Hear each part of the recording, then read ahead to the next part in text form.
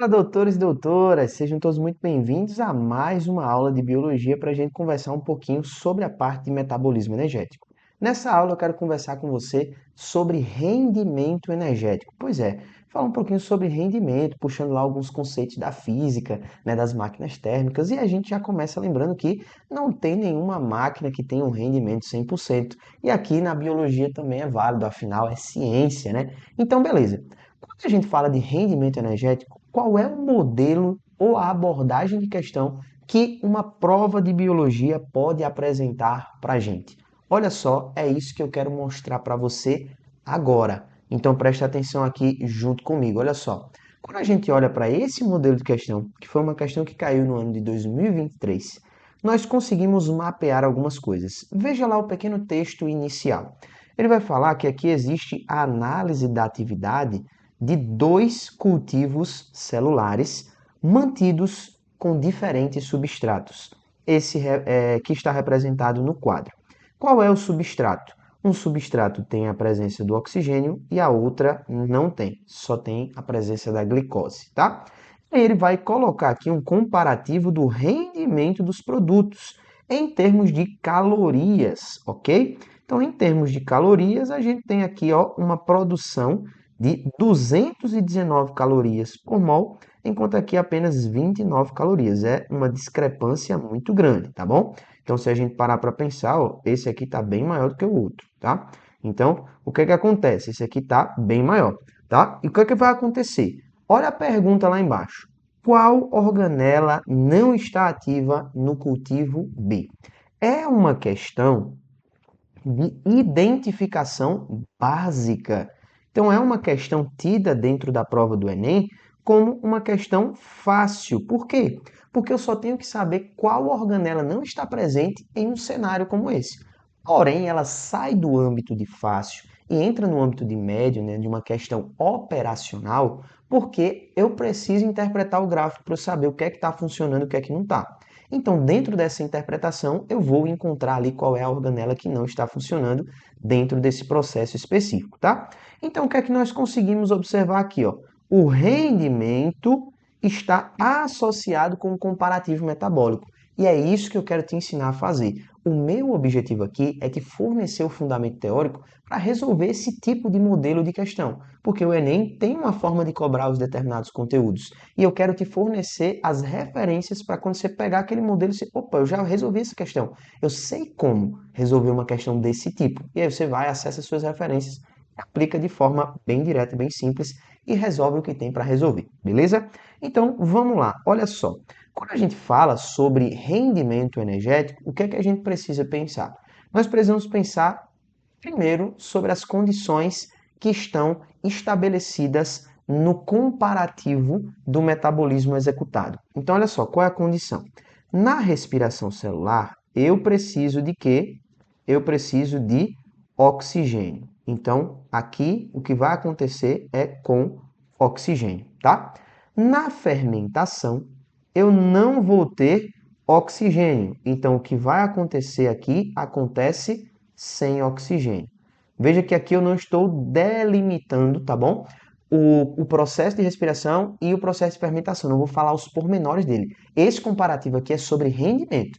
Eu vou mostrar o rendimento de um e vou mostrar o rendimento de outro com base naquilo que é produzido em cada um, tá? E aí, professor, eu estou com dúvida em respiração. Ah, professor, eu estou com dúvida em fermentação. Eu tenho outro vídeo onde eu vou falar sobre cada um desses processos de forma separada e detalhada, tá? Então, nesse aqui eu vou falar só sobre rendimento. Então, vem comigo. Olha só, quando eu falo sobre rendimento energético, eu estou falando que na presença do oxigênio, eu vou ter uma molécula de glicose sendo quebrada e produzindo para mim um X números de ATP, tá certo? Então, eu tenho um número X de ATPs que está sendo produzido. Da mesma forma, eu tenho essa mesma molécula de glicose, ou seja, a mesma quantidade de combustível, que está sendo utilizada lá para a produção de Y ATPs no âmbito sem oxigênio. Basta você pensar aqui como o rendimento de um carro a gasolina, tá bom? Então veja só, eu coloco 10 litros de gasolina numa S10 e eu coloco 10 litros de gasolina num Kwid. O que é que vai acontecer? com certeza o rendimento do Kwid vai ser maior com esses 10 litros de gasolina do que o rendimento da S10, porque tem vários fatores, né, envolvidos aí. Então eu consigo fazer mais quilômetros no Kwid com 10 litros de gasolina do que na S10 com 10 litros de gasolina, tá? Então o que eu quero focar aqui é que a quantidade de combustível é a mesma e o que é produzido a partir dela é que é diferente. Então olha só, o que é que acontece? Na presença do oxigênio, eu vou conseguir executar as 3 etapas da respiração celular, que você deve lembrar muito bem quais são. Quais são elas? A glicólise, o ciclo de Krebs e a cadeia respiratória com a fosforilação oxidativa lá no final. Ao passar por essas 3 etapas, o que é que vai acontecer? Eu vou ter a produção de ATP de forma direta, tá? Então, olha só, ATP direto, e eu vou ter o ATP sendo produzido de forma indireta. O que é que vai acontecer? Eu vou ter aí, em média, uma produção direta de ATP de 6 ATPs, ok? 4 são produzidos na glicólise. Vou colocar assim, ó, 4 ATPs na etapa 1, que é a glicólise, tá? E 2 ATPs, de forma direta, são produzidos na etapa 2, que é o ciclo de Krebs, tá bom? Então, a gente tem aqui 6 ATPs produzidos ao longo, né, dessa cadeia de eventos. Já de forma indireta, quando é que é de forma indireta, professor? É quando eu tenho as minhas coenzimas reduzidas, o NADH e o FADH2, eles entregam elétrons, tá certo? Lá na cadeia respiratória. E o trânsito desses elétrons gera no final a produção de ATPs lá na fosforilação oxidativa, tá certo? E aí qual é a grande sacada? Nós precisamos entender quantos ATPs acabam sendo gerados de forma indireta a partir da movimentação de um NAD ou de um FAD. E aí o que é que acontece? Ó? Um NAD, ele gera em torno de 2,5 ATPs, tá certo? Enquanto um FAD gera 1,5 ATPs lá na cadeia respiratória. E aí o que é que acontece? Nós vamos precisar aqui executar uma contagem bem simples, que envolve o número de FADs e NADs produzidos ao longo das etapas e depois uma multiplicação simples para a gente encontrar esse volume. Ao longo das etapas da respiração celular, nós vamos ter aí 10 NADs H produzidos. E ao longo do ciclo de Krebs, eu tenho 2 FADs H2 produzidos. Então, eu vou multiplicar isso aqui pelo volume de ATPs que eles acabam representando lá na última etapa. Então, eu vou ter aqui uma produção de 2,5 ATPs a partir de cada NAD e de 1,5 ATPs a partir de cada FAD. Isso vai me entregar aqui, ó, 25 ATPs em média, e aqui vai me entregar 3 ATPs em média, ok? Se eu somar todas essas quantidades aqui, eu verei que o rendimento médio, tá certo, de um processo de respiração celular é, na verdade, quantos ATPs? Aqui, de 32 a 34 ATPs utilizando essa contagem, tá bom? Por que eu coloquei 32? Porque quando a gente está na primeira etapa, e aí você deve lembrar que na glicólise a gente precisa ter um investimento de 2 ATPs para resgatar esses 4 aqui que são produzidos, tá? Então o saldo dessa etapa ele é 2, tá? Então se eu considerar o saldo somente, eu vou ter 32 ATPs. Se eu considerar toda a produção, eu tenho 34 ATPs, tá? Você pode estar se perguntando aí na sua mente, eu já vou te antecipar, o seguinte, professor, e por que que a gente tem aquela contagem de 36 a 38 ATPs em algumas literaturas, ou seja, em livros mais antigos, ou, né, quando a gente traz aí algumas questões mais antigas? Essa contagem de 34, de 36 a 38 é para uma classificação bioquímica mais antiga que dizia que para cada NAD eu gerava 3 ATPs e para cada FAD eu gerava 2 ATPs, tá? Então, se eu fizer a conta aqui substituindo por 3 e por 2, eu vou encontrar no final das contas 36 a 38, tá? Porém, o mais atual e mais correto é 2,5, 1,5. Mas a questão ela tem que lhe fornecer essa informação, se ela for envolver alguma das duas, ou nas alternativas eu não posso ter opção para os dois vieses.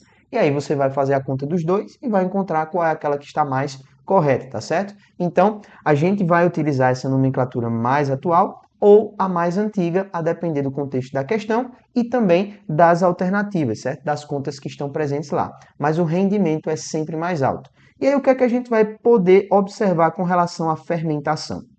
Meus irmãos, o que é que acontece aqui na parte da fermentação? A fermentação, ela é só a etapa número 1 do que acontece lá na respiração celular. Então, ao invés de eu ter etapa 1, 2 e 3, que tem na respiração celular com oxigênio, eu vou ter só essa etapa aqui, ó, acontecendo. Qual é essa etapa, meu querido, minha querida? Esta etapa é a glicólise. Então, eu vou quebrar esta molécula de glicose de 6 carbonos, tá certo? Então, já estou até dando uma antecipada aqui no que é a fermentação. Vou quebrar ela em duas moléculas de piruvato, que são moléculas de 3 carbonos. E essas moléculas de piruvato, elas serão fermentadas para produzir um outro produto, que não é o produto que vai para o ciclo de Krebs, porque aqui eu não tenho mitocôndrias, tá? Então, nesse caso, o que é que vai acontecer? Eu posso gerar aqui, a partir desses piruvatos, duas coisas. Ou eu gero álcool, ou eu gero ácido lático. E aí eu tenho dois tipos de fermentação. A fermentação lática e a fermentação alcoólica, tá? Então, esses são os dois casos que a gente pode ter. Então, só a primeira etapa vai estar funcionando. Então, significa dizer que eu só vou ter essa produção aqui. Quer dizer que eu vou ter uma produção de ATPs de apenas 4 ATPs a partir de cada molécula de glicose, porque a minha produção ela para aqui, beleza? Se eu for mais a fundo, eu vou dizer que eu só tenho 2 ATPs de saldo, porque para iniciar o processo de glicólise, eu preciso investir 2 ATPs, tá? Então, se eu já tinha gasto 2, eu só fico com 2 de saldo, beleza? Então, veja como o rendimento é menor, tá? A partir de uma molécula de glicose, eu consigo produzir de 32 a 34 ATPs lá na respiração celular. A partir de uma molécula de glicose, na fermentação, eu só produzo no máximo 4 ATPs, tá? Ficando aí com 2 de saldo, beleza? Então, com base nisso aqui, você já consegue voltar e responder o modelo de questão que envolve esse tipo de rendimento energético. Qual é a resposta à questão? O que é que está acontecendo aí? Eu consigo ver que aqui eu estou trabalhando com oxigênio, logo aqui vai estar acontecendo a respiração celular, beleza? Enquanto neste cenário eu não tenho oxigênio, então eu estou fazendo aqui o trabalho anaeróbico. Eu só estou fazendo aqui, portanto, a fermentação. Se eu só tenho a fermentação ocorrendo neste cenário, o que é que vai acontecer? Eu tenho um rendimento menor. A partir da mesma quantidade de glicose que eu coloquei nos dois meios de cultura, eu vou ter uma produção, né, de energia muito maior nesse primeiro do que neste segundo. Por quê? Porque neste primeiro eu tenho as 3 etapas da respiração celular, ou seja, as etapas mitocondriais, o ciclo de Krebs e a cadeia respiratória mais a fosforilação oxidativa. No caso da segunda, eu não tenho a etapa da mitocôndria, eu tenho somente a glicólise, que ocorre no citoplasma, tá bom? Então, por isso, a resposta seria: qual organela não está ativa no cultivo B? A organela que está envolvida com a respiração celular, que no caso aqui é a mitocôndria, beleza? As demais organelas aí não têm envolvimento nenhum com a produção de energia. Retículo endoplasmático é síntese de proteínas, complexo de Golgi é secreção celular, os lisossomos são digestão intracelular e o núcleo é o metabolismo genético da célula. Então, só quem tem envolvimento aí com o rendimento energético seria a mitocôndria e, portanto, com ela sem funcionar, a gente tem uma produção mais baixa de ATP, beleza? Então, fica muito claro de você resolver um modelo como esse, que não é tão difícil, mas agora você tem uma fundamentação teórica comparativa muito mais robusta do que quando iniciou essa aula. Então, eu fico por aqui e vou junto com você até o seu 15 de 15 em Biologia, que já vai se tornar uma realidade, beleza? Cheiro no teu coração, ama a biologia e até nossa próxima aula. Valeu!